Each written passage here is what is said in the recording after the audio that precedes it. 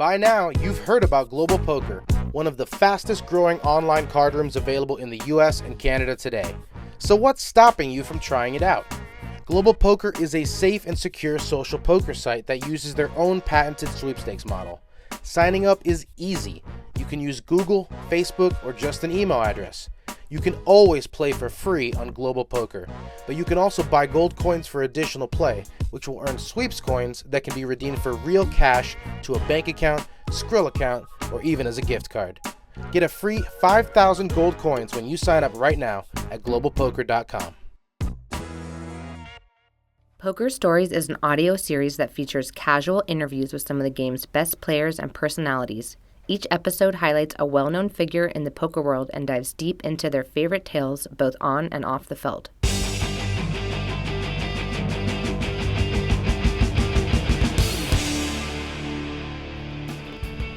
Hello and welcome to Poker Stories, a podcast brought to you by Card Player, the Poker Authority, and hosted by me, Julio Rodriguez.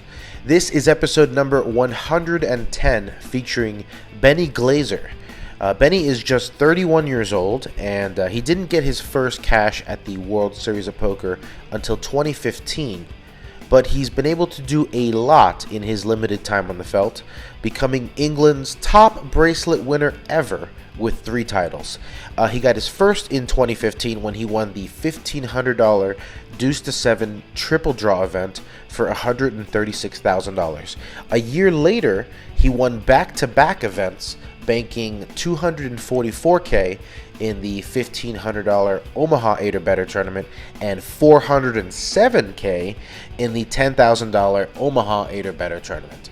In the years since, he's also recorded a runner-up finish in the 10K Stud 8 event and final tables in the $25,000 World Series of Poker Europe Mixed Games Championship and the $50,000 Poker Players Championship. Benny has also been very successful online with 5 Scoop titles and 3 WCOOP titles on PokerStars. Those are just the tournament stats, but he's also been quite the cash game grinder as well. And during this podcast, you'll hear about his time playing 1K, 2K in Bobby's room at Bellagio. Anyway, that's enough intro. Here is my conversation with Benny Glaser. I'm here with Benny Glaser. Benny, how you doing? Hey Julio, good to be here. Yeah, thanks for inviting me on. I'm good. Thank you so much for being patient with me while we played a little phone tag this week. No worries. But how are things over there in the UK? Well, I'd like to say things are good, but it's pretty miserable, to be honest.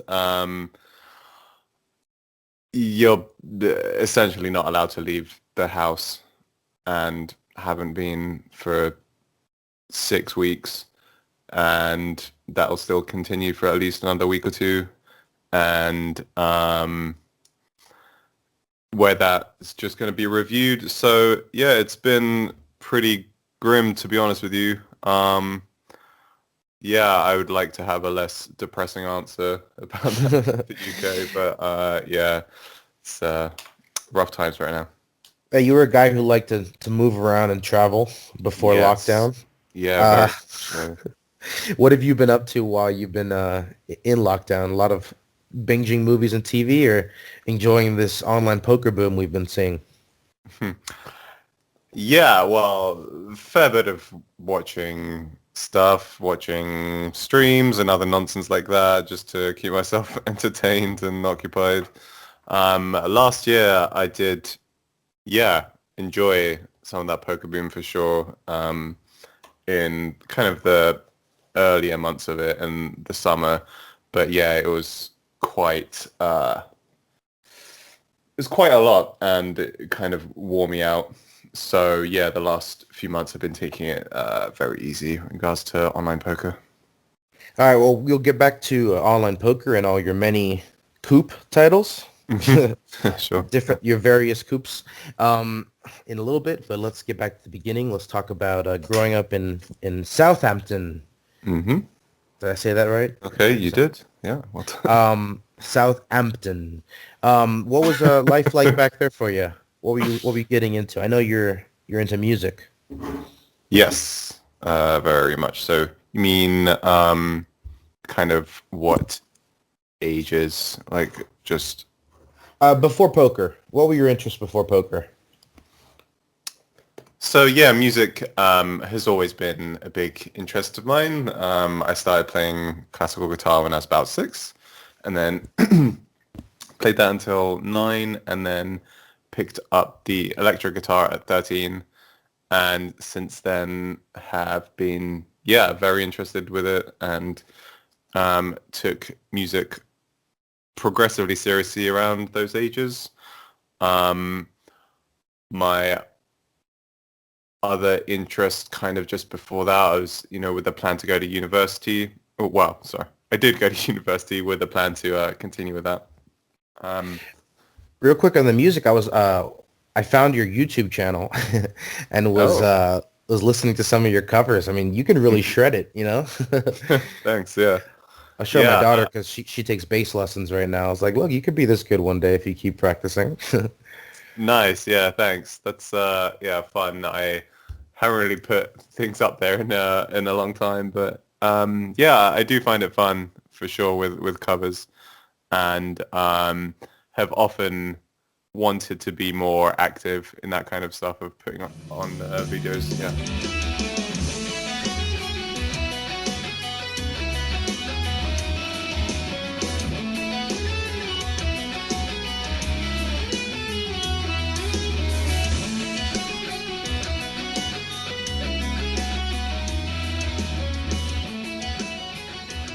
Did you ever do the whole form a band thing? I did kind of briefly when I was about 17, 18 in college for a year or so, but it was just fun really. We didn't take it too seriously, just with friends. Um, I did kind of try to pursue it a bit more, but it was more difficult. And then, things So happened. Yeah. what was the band's name, and did you have a hit God. a hit track? Definitely not. And I'm embarrassed. I'm not going to say the name. It's just too absurd. It was ridiculous. We did not. I'm just going to leave it there. Benny and the Jets. No, thankfully not. But probably close up there with similar amounts of embarrassment, but not related to my name. Um, so that was a long time ago. And yeah, I have actually been wanting to get back into a band in kind of recent years, but obviously with traveling the last 5 years or so much, it's really hard, where obviously I'm not going to have much regimented practice and a real schedule for that. What you need is to find 3 other poker players who play instruments. Yes. And That way you also guys just somehow follow live the near me. circuit. Yeah. Yeah. You guys just practice while you're on the tournament circuit. Maybe That's you a play the solid plan. gigs at each casino. Nice. I have actually met other poker players who we've been planning to potentially have a jam session with or two, and I have had a couple of fun things at certain stops occasionally, which have been fun. Like I had a friend who I also have a travel guitar as well, but it's not so great in terms of the acoustics. But Yeah, I it's had a tiny. friend yeah. A friend brought out his guitar to Vegas one time. One time in Prague, a friend and I had a jam session. And yeah, potentially more in the future with speaking to a couple of friends of mine about it over the years. If we ever get around to it, it should be fun. Benny and the clubs. Benny and the spades. Yeah, that might need a bit of work, but you got some potential going there. All right, so Benny and the you bets. I don't know. Benny and the bets. Oh, that's how you tag it right there. Nice. All right, so you get to school, and that's where you Yeah. find poker.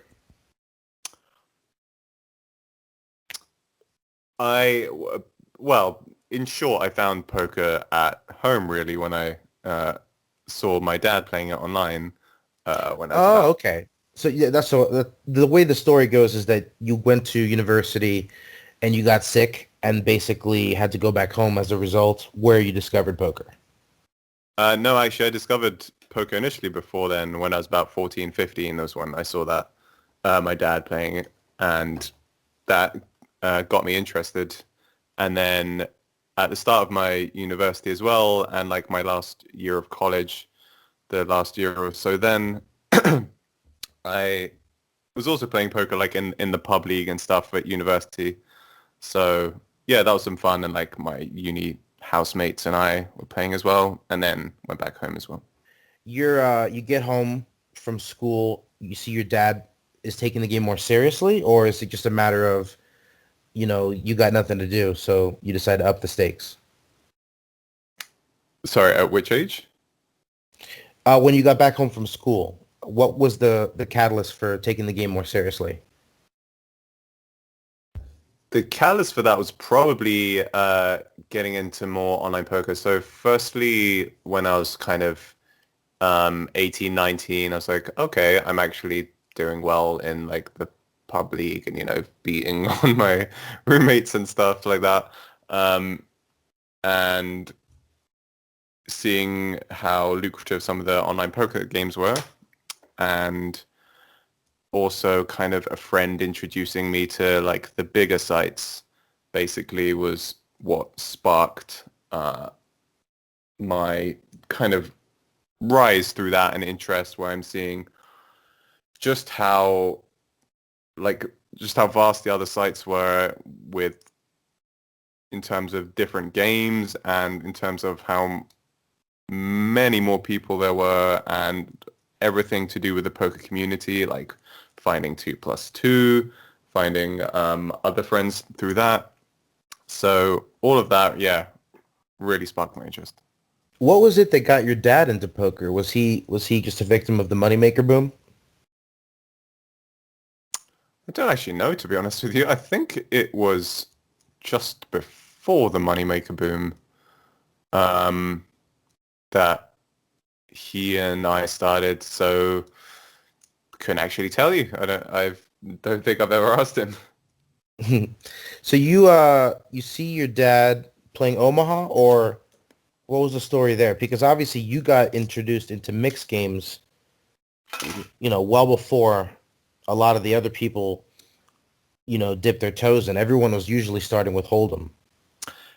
Yeah, so initially from like 15 to 18, that was all I saw him playing was Hold'em, and I was, like watching WPT shows at that age and like Poker After Dark and all that good stuff in the UK when it was all Hold'em. So until about from 18 to 19, I was just playing Hold'em online, both limit and no limit, and also in the pub league it was all Hold'em. And then I think it was 19 or so when I saw my dad playing PLO8, and that just fascinated me. That just kind of blew my mind, and that was, I think, just before I had discovered Full Tilt. And just a few months on from that, then I saw all the incredible nosebleed games on Full Tilt with the mixed games, which fascinated me further and got me to try it. So what was your learning process like for those games? Just trial and error, or did you go to the library and pick up a bunch of books? It was actually largely watching those Full Tilt games, which initially sparked my learning of it.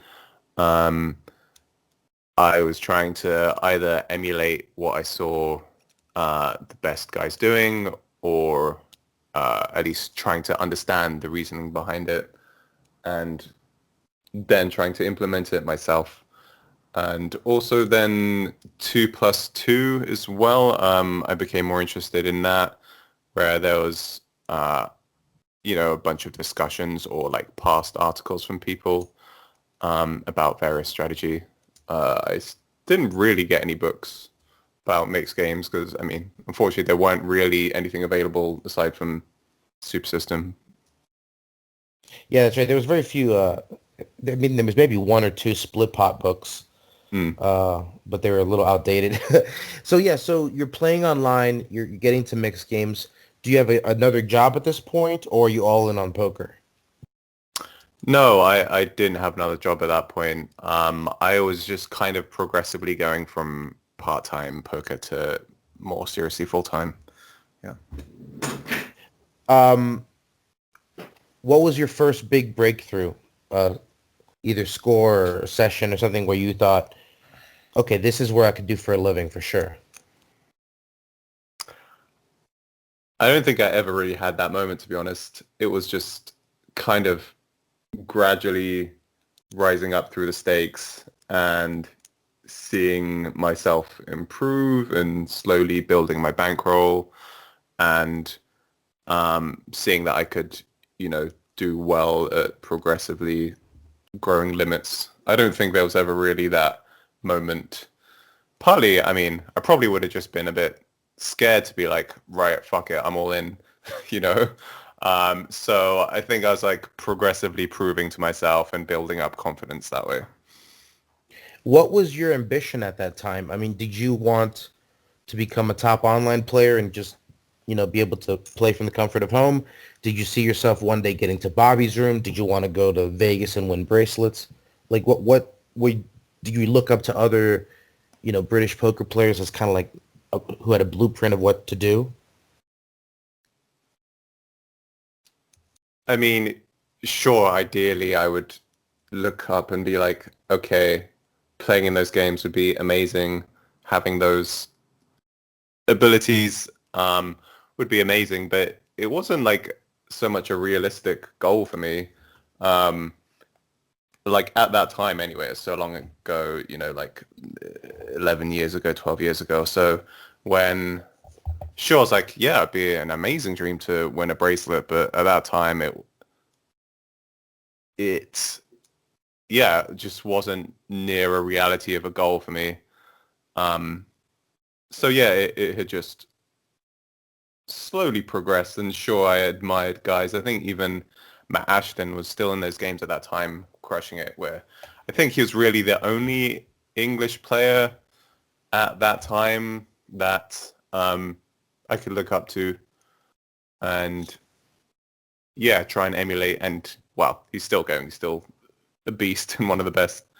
And, yeah, I didn't really have tangible goals for myself. It was kind of just slow, small steps at a time.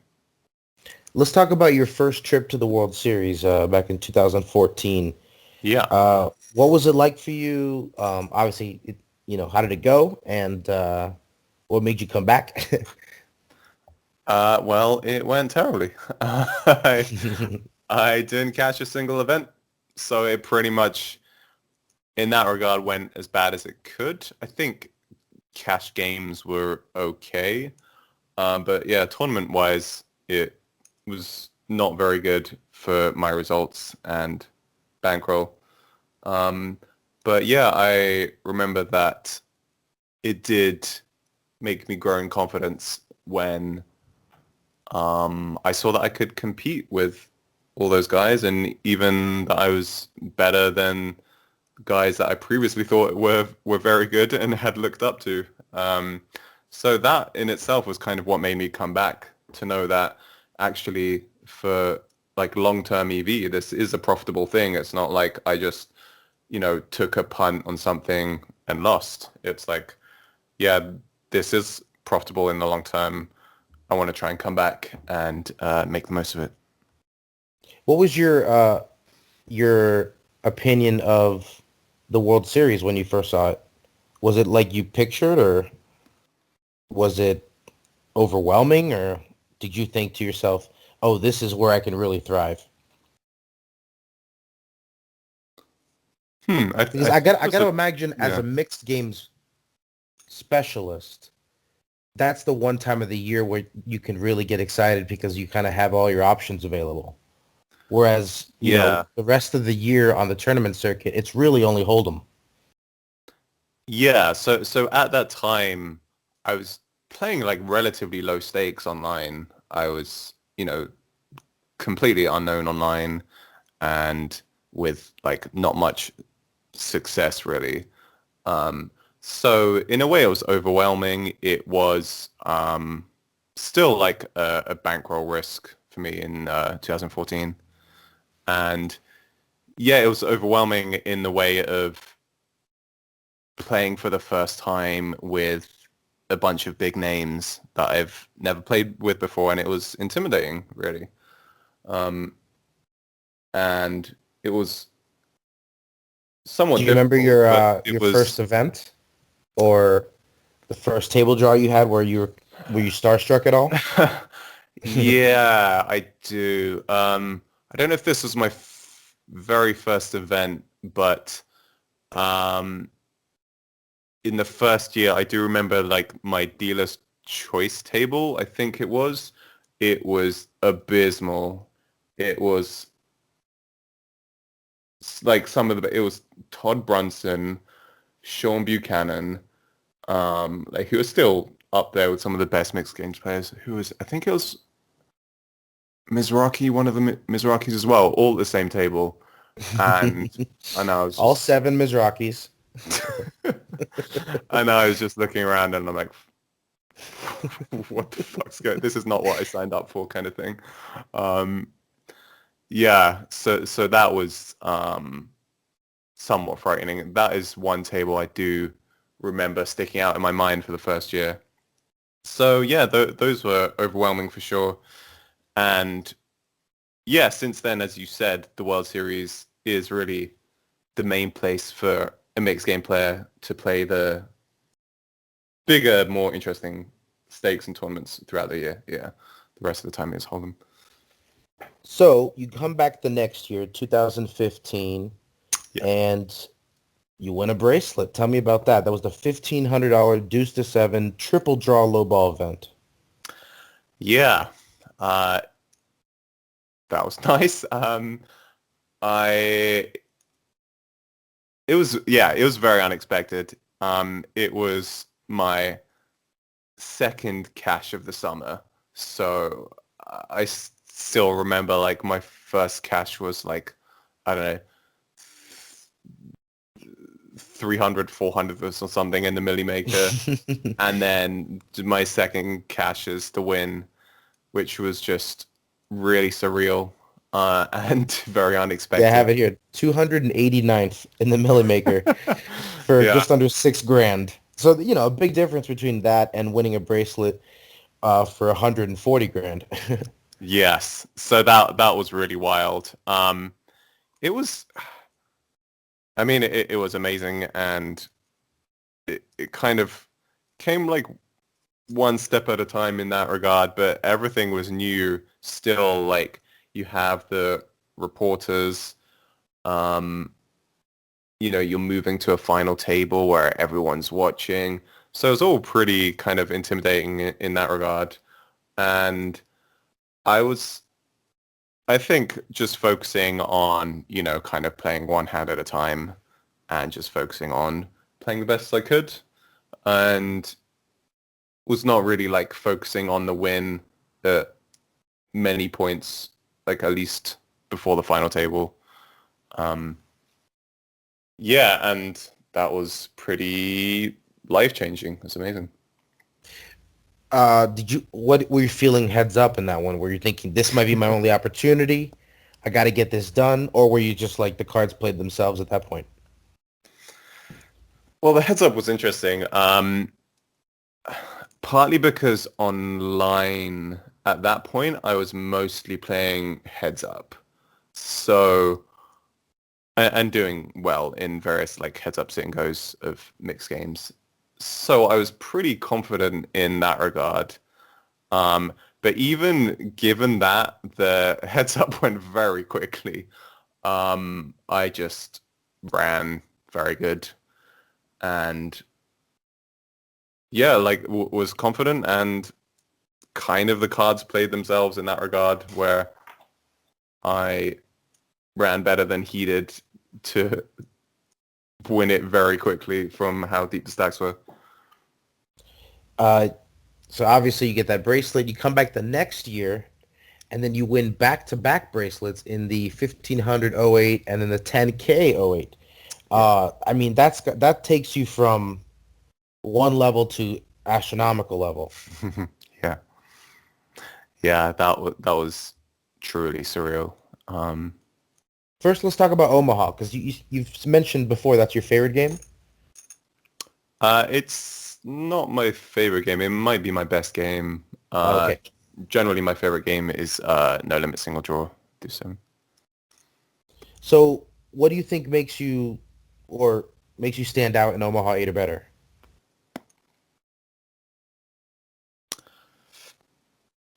Well, in the World Series, especially, I think, like at least by that point and in those times, I had pretty much put in more volume of 08 than like almost anyone else in that field.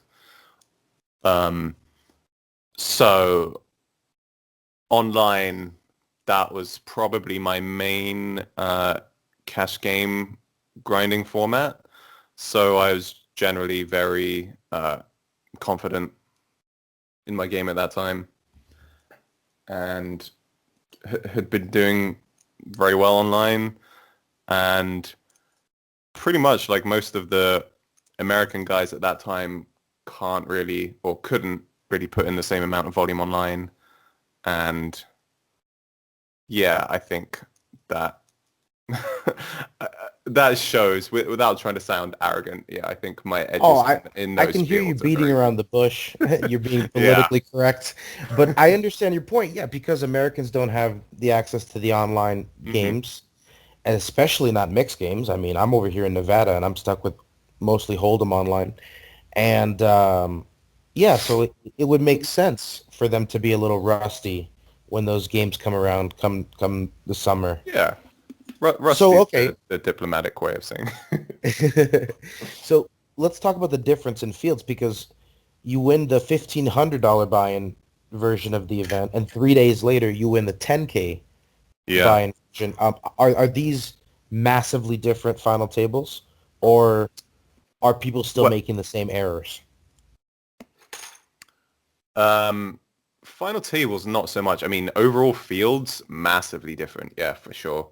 I still remember like my starting table day one in the 08, you know, that average age is like 60 and have a guy who's like half falling asleep at the table.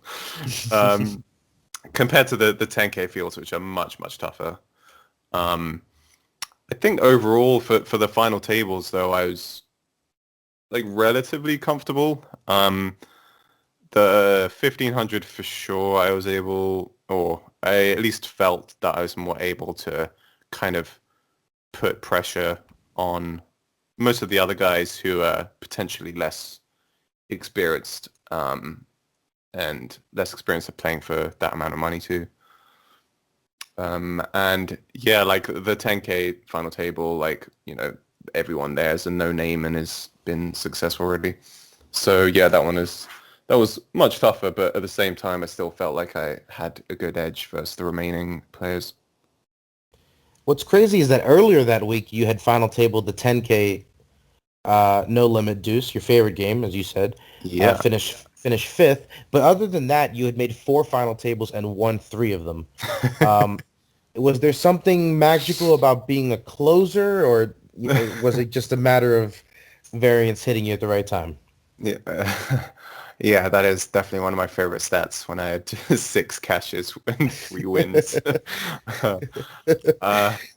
Yeah, I mean, it's a combination of things. I think I understand and understood tournaments well at that time, potentially better than my opposition there, and felt, yeah, as I said, like I was able to put pressure on decently and accumulate chips.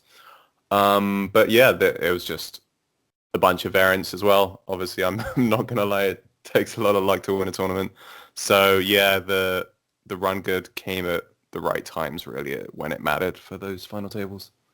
So in those three final tables, you won a combined $700,000, which is an amazing summer for any mixed games player. Hmm.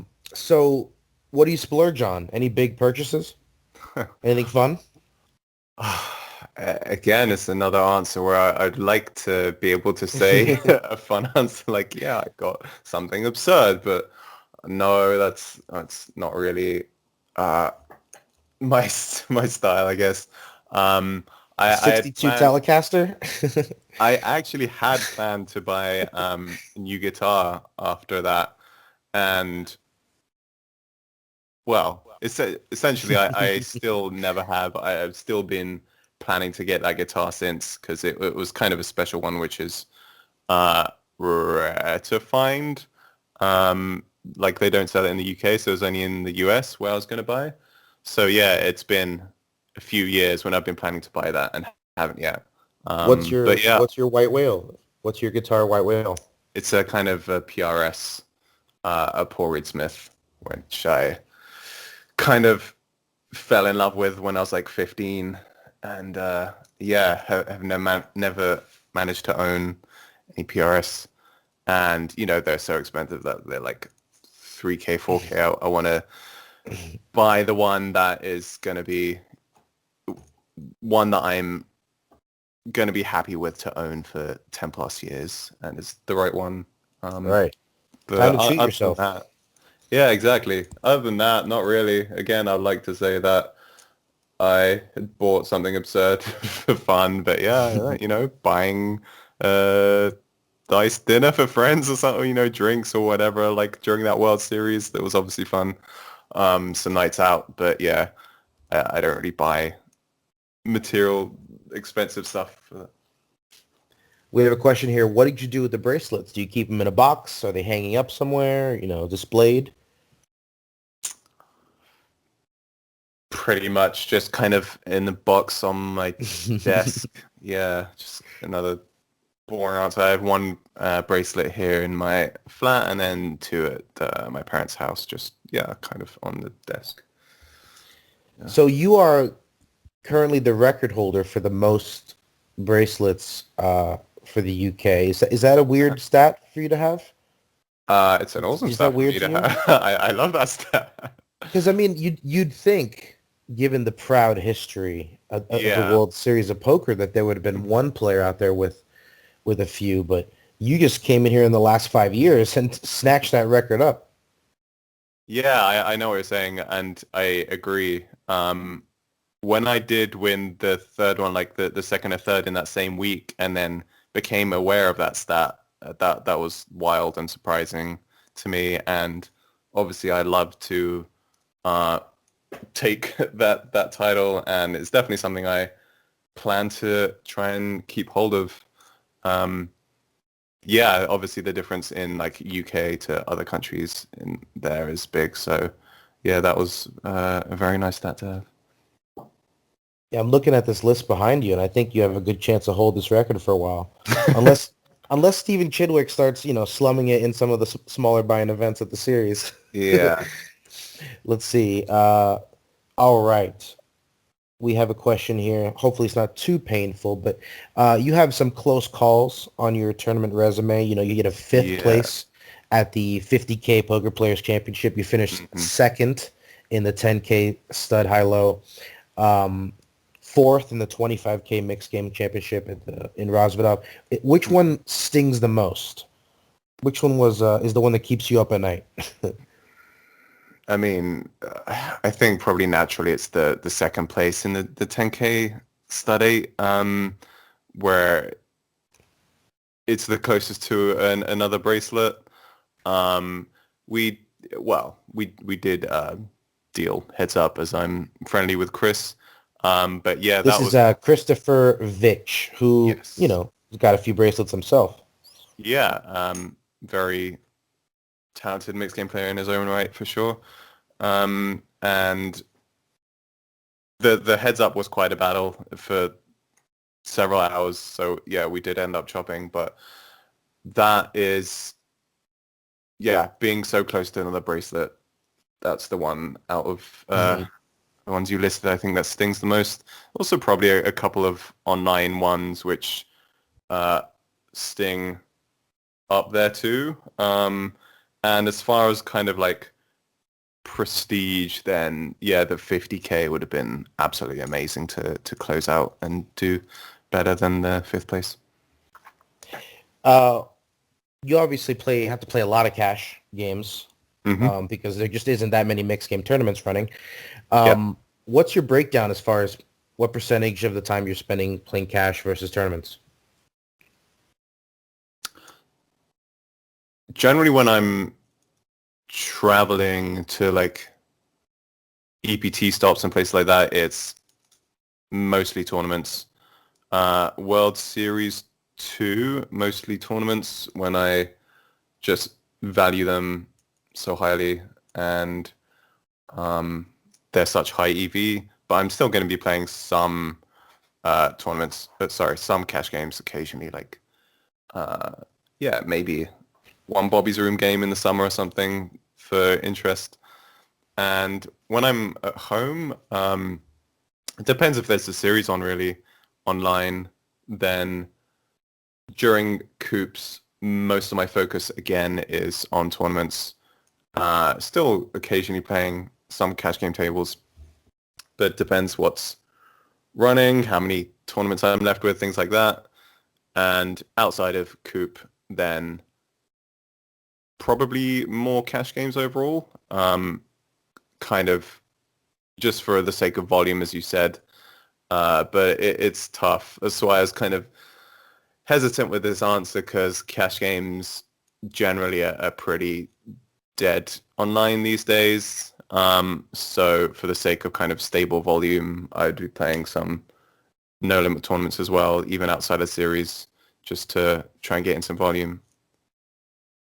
Yeah, it was crazy. Most people add the mixed games in so that they can become more dimensional in their game. But these days, mixed games players are forced to go back to Hold'em to fill in the dead spots.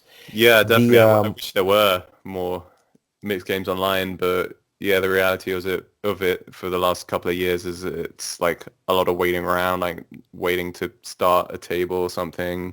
Cash game, you're just sitting at a stake for an hour before you might get someone to join who's another good reg. It's like, okay, do I want to just battle someone right now? Maybe not. So I'll play other tournaments. So yeah, it's kind of boring and less lucrative in that way as well. So haven't been doing that as much because it was just, not very interesting. Any crazy Bobby's Room stories? Nothing crazy, really. I've only played there once. How big was the game? It was the 1K, 2K limit. So, okay, so does that something like that make you sweat, or is it just another game, new lineup? Okay. I'm used to dealing with poker players with such egos who are like, no, I'm the greatest in the world. And of course they were all bowing down to me by the third deal. So who's in the game? What was the lineup? That game, I'm not, I was going to say I'm not playing that high unless it's kind of a good game. I think that one had Jared Blesnik, Keith Lair, Matthew Schreiber, I believe. One other kind of Bobby's Room reg who I can't think of right now. Was this one of those games where the fish names the games? This particular time, the format was already made when I had arrived. I was previously playing some lower stakes before, there's a seat open. To give you an idea, I was playing I think it was 8160 or even 50 or 100 limits before I got the call to go into that one where there was the seat open. And I played it because it was a good mix for me as well. It was 5 of pretty much my best games. So I was, pretty confident that I was doing well in that mix. But yeah, it was fun. It was as you said, it was an experience, and it was, yeah, something awesome to tick off the bucket list, playing Bobby's Room. Did it go well? It did, yeah. Yeah, a nice profit. I think it was about 30,000 profit on that. Yeah.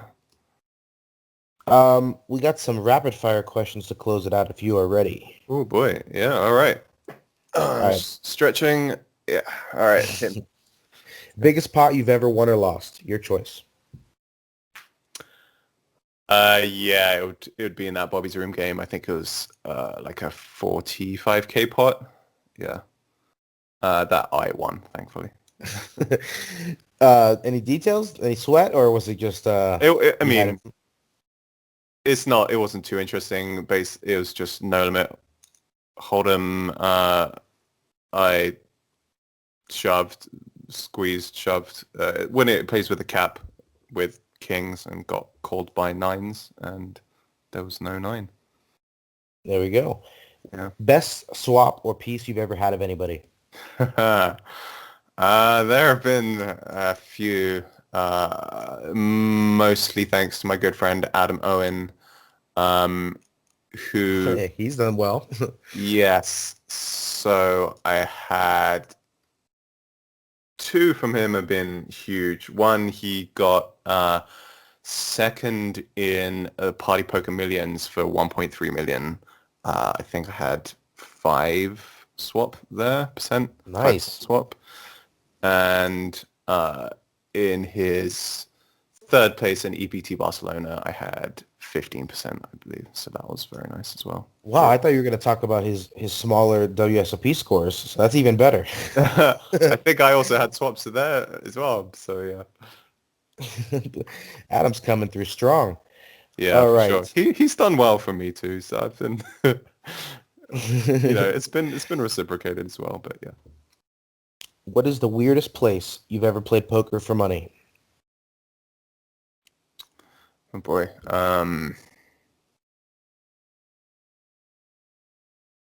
No shady pub games?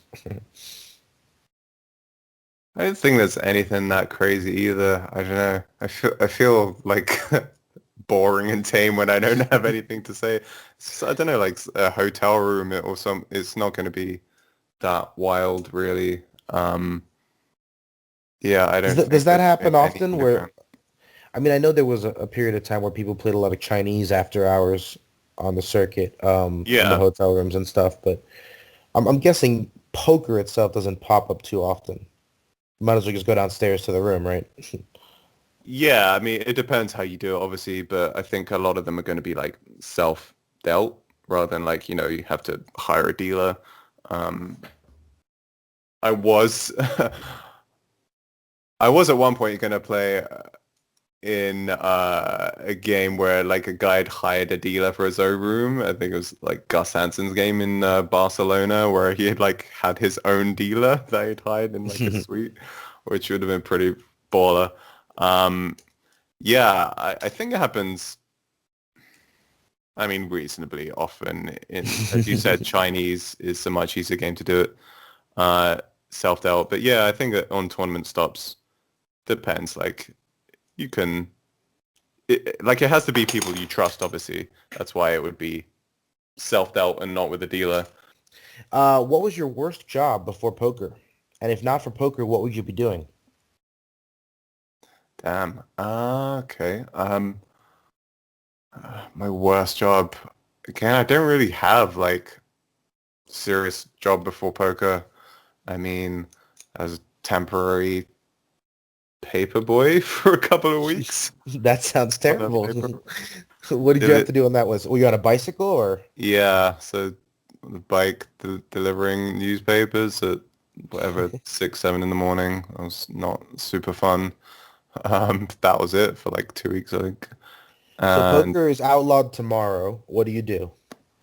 Okay. I was also going to answer what would I be doing if it wasn't for poker? Yeah. And it's something I've thought about in the past too, and also for the future, for when I think I will not be so heavily involved in poker anymore. And I think mostly for music as well is kind of my default thought and answer. Like if it was a guitar teacher or even hopefully something like a guitar like session musician, I think that would be the most fun. Or like a producer or something in that regard.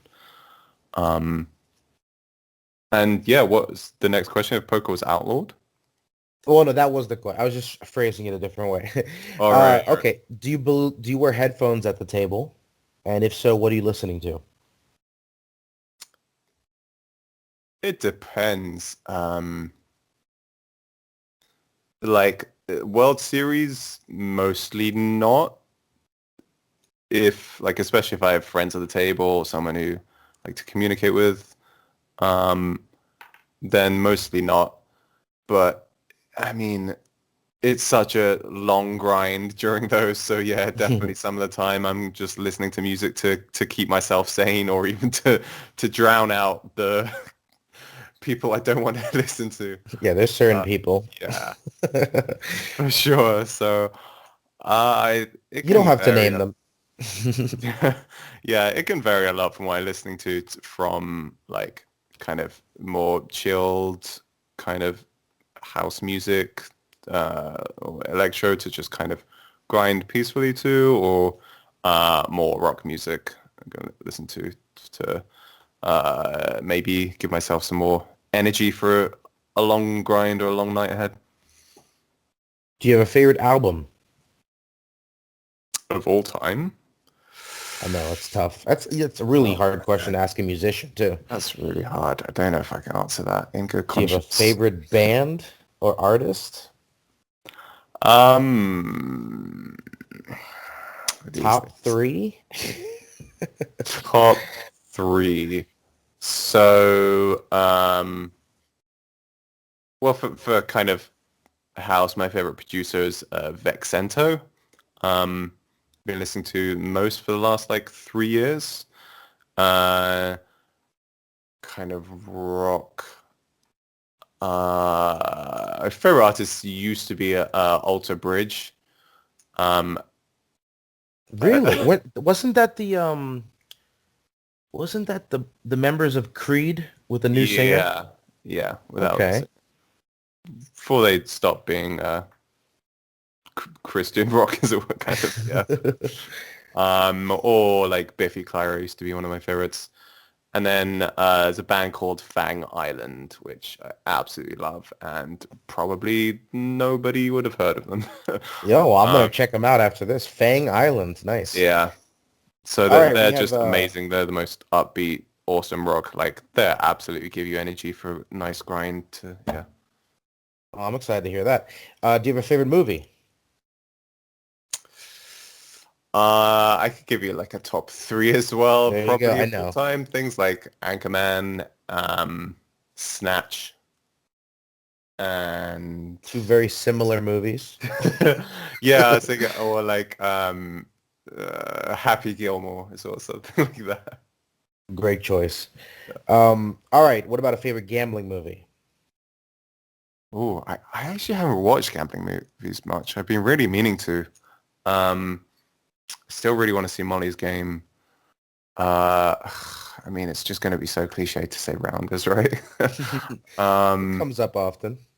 I don't know if I've seen many more apart from that I can think of. So I guess that will have to be my answer. Do you have a celebrity doppelganger or somebody people told you look like growing up? Growing up, no. More recently, I've had a few friends who have said, what's his name?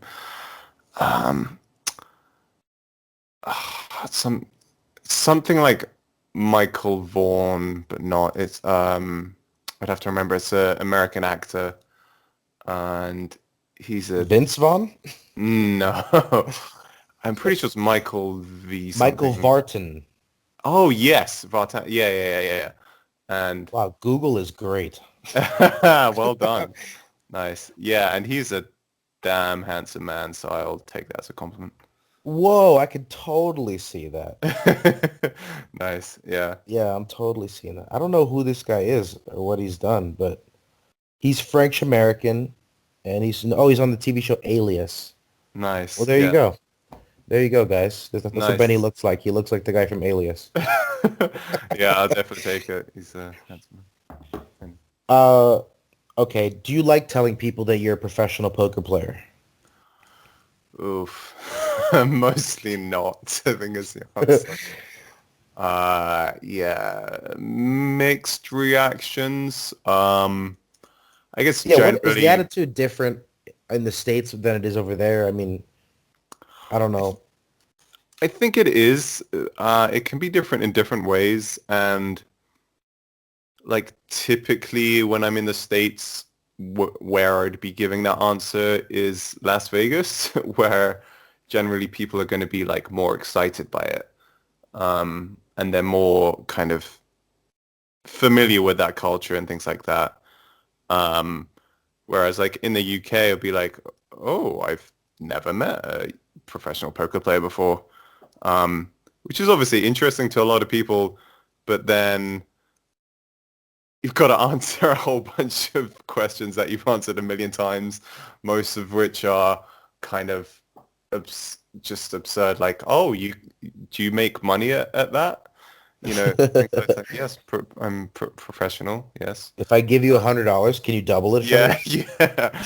Those kind of questions. So it's either like that, where they're interested to the point of you answering those kind of questions, or generally they might have some less than favorable like preconceptions of it. You know, like if they relate it to just either gambling and not being skillful at all, or if they might know someone who's had less than great experiences of it, then they'll just, you know, look at you as it not being such a great profession, really. So essentially, answer is no. I'd rather not tell. Do you have a good lie? Do you have a good lie set up? um, n- You get Not really. into the car, and they I say, was "What do you do thinking, for a living?" I once randomly went on a speed dating thing where halfway through, after like telling people for the first half that I was a professional poker player, I was like texting my friend of like, can you give me some other suggestions for occupations that I could be? It's like, yeah, like a underwear model, or I could be a pilot or a neurosurgeon, just things that I do more fun. Yeah, things that aren't red flags, like professional poker player. Yeah, and things that are like are inherently very positive and favorable underwear model, you know. Yeah, everyone loves underwear models. Do you have a nemesis, somebody that you can't beat, or someone who's just always Ish. held over you? Oof. Oh, that's a rough question. Because you have several answers? There have been like kind of a lot throughout the years. Some of them I don't feel like I'd want, like they deserve a name drop, you know? Like I don't. Some of them I'd be like, oh man, this guy, I don't want to give him the satisfaction of saying his name. That's fine, I understand. Um, yeah, but most of them have like kind of come and gone, you know, like they never, I don't know, they never like stayed a nemesis for longer than like a year or something. Like let's say when I was playing heads up sit and goes, I'd have like a couple of nemesises for a year, and then I would like have moved on to a different tournament or different format or higher stakes or something like that. So yeah, there have been a few, but I don't think any kind of career-long nemesis, no. Are you superstitious at all? Hmm. I'd like to think no. I'd like to think like I'm too rational for that, generally. Or I try to be very logical and rational. So mostly my answer is no, but sometimes it can just be fun to have a bit of superstition, you know, like if it just doesn't harm you at all, it's like, okay, this is, I don't know, where like, I'm wearing a T-shirt at this live stop where I won that tournament. Maybe I'll wear it again. Just like some nonsense like that can just be fun. Yeah. What's the most entertaining thing you've watched, read, or listened to since lockdown? Good question. I feel like there's a lot. Are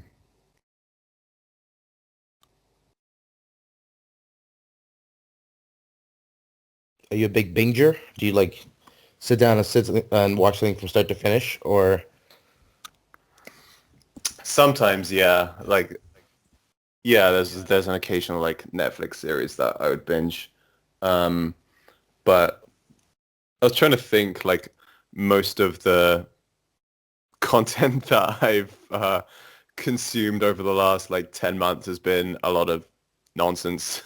It's just a lot of like a poker stream or something, or just something to keep me occupied or entertained.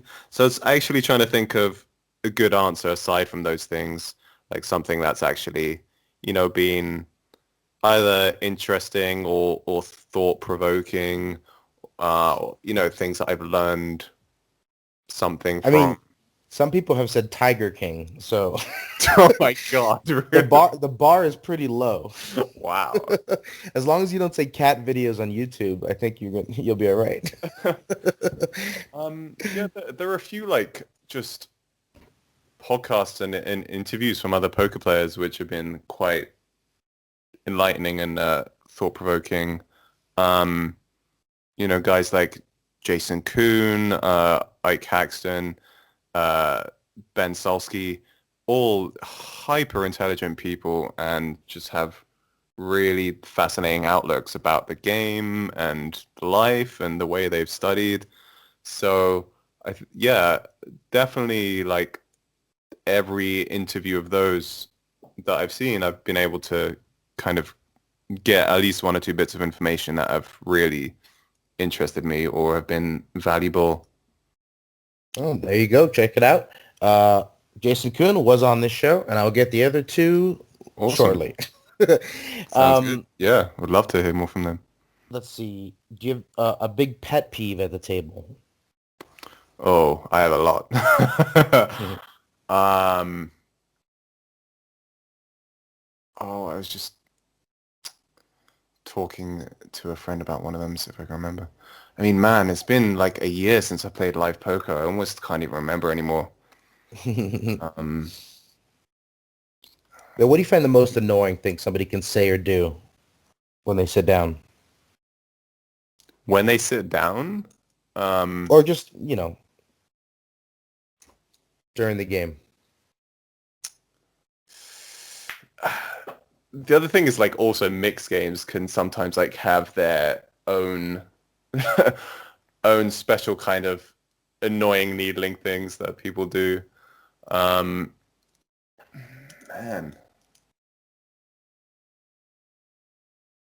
You mean as far as procedurally? Yeah. Give me a sec. I want to think of something good. I remember there was a little bit of a drama one summer over, I can't remember if it's Raz or Stud 8. It must be Raz, where people were mocking the bring-in card before, even though nobody completed. So... before is that turn to act? Right, so like I guess it must have been Raz. So let's say they had the bring-in with a bad card. There were people who were just mucking before they received their fourth card. And there was some drama over whether the dealer should give a dead, hand cards or not. Oh, right. Yeah, in that case, then they should still always get a fourth card, yeah. Yeah. But I'm trying to think of like procedure, like what else people can do in mixed games that would ruffle some feathers. No, it might just be like the way they muck their up cards, for example, or if they they make the dealer muck their up card in that way, it just goes slow the game down a lot more, or like a way a pot might be chopped or something. It's going to be annoying. You're right. That is infuriating when people toss their cards towards the dealer and leave their up cards up. Yeah. Like, clean up your own mess. Yes. Yeah, I did remember. I think my biggest pet peeve is when they either call an all-in or there's an all-in has happened, like, or their all-in was called, and they wait before they see your card until they turn their cards over, like as if they've called you, especially when they have fucking aces pre. And they're like, oh, well, I called you. I want to see what I called you with first before I turn my hand over. Yeah, fucking aces. Just turn your hand over first.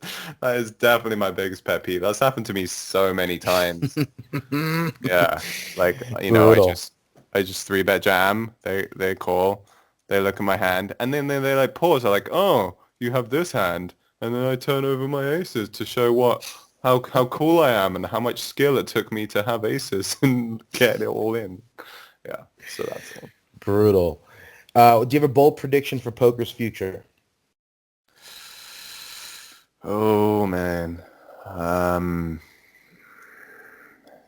Again, it's probably going to be a kind of depressing note because I think it's just kind of heading in the way of things being solved and robotic, and it's kind of turning into a game of whoever has the best resources in terms and best materials for study, especially online, like whoever's bought the best X. So I think that's potentially why there's more interest for live coming back, and why online is doing less well than it was kind of last year, aside from the kind of the boom money going out. So yeah, I feel like I've seen a lot of talk about people wanting to get back to live poker for that. And also I would hope that as a result of that, some more people would head towards the kind of less solved games, like the mixed games and things like that. So there has been like a trend in places, you know, like Vegas especially, and even Bobby's Room, where it's like, okay, we just introduce whatever nonsense game that people are unfamiliar with or haven't played, or that there's not a solver for or something like that, like Deuce to Seven Raz or something, for example. That, you know, games that made up there but like slowly spread around the US, for example. So yeah, ideally I would like to say that some people would head away from like the solved, slightly dying games to the more interesting ones, going back to the kind of purer form. Whether that will actually happen, I don't know, but I hope so. Yeah. Yeah, I've been seeing some Raz Doogie and some Mhm. Dramaha. So, Yeah, Omaha is a fun game. That's like quite a popular one now in all the mixes. There are even like different versions of Omaha. There's Deuce 7 Omaha. There's Badoogie Omaha, Badoogaha. Yeah, so yeah, so those games kind of were born from that format and reasoning where people they were fed up they of. all need a bracelet event. I'm telling you. I mean, Every game deserves a bracelet. Bring back a Chinese bracelet as well. like, I mean, I'm for that for my EV, but realistically, like, I think it's gonna potentially make a mockery of some of the bracelets. Yeah, so for like, part of me would love that, but also, you know, part of me still wants to keep some prestige of a bracelet. Yeah. We end the podcast the same way every time with a question from the random question generator. Here we Okay. go. Okay. Have you or someone you know ever seen a ghost? And if not, what do you think of those who believe in ghosts? I have not, and don't think I can think of any friends who have, at least not in any like serious capacity. Um, generally, I probably look unfavorably on people who think that they have seen a ghost generally, because I generally like to be science-minded and with logic. And This so, question is just designed to get you to piss off the 5% of my listeners who believe in ghosts. Here, let me give you another one. yeah, I mean, well, I was going to say that I would think that there is going to be some kind of scientific reasoning behind it in most scenarios. So, they might think they have. Anyway, I'm not going to. Yeah. All right, here we go. And press it again. All right. That one doesn't work for you because we already talked about your music.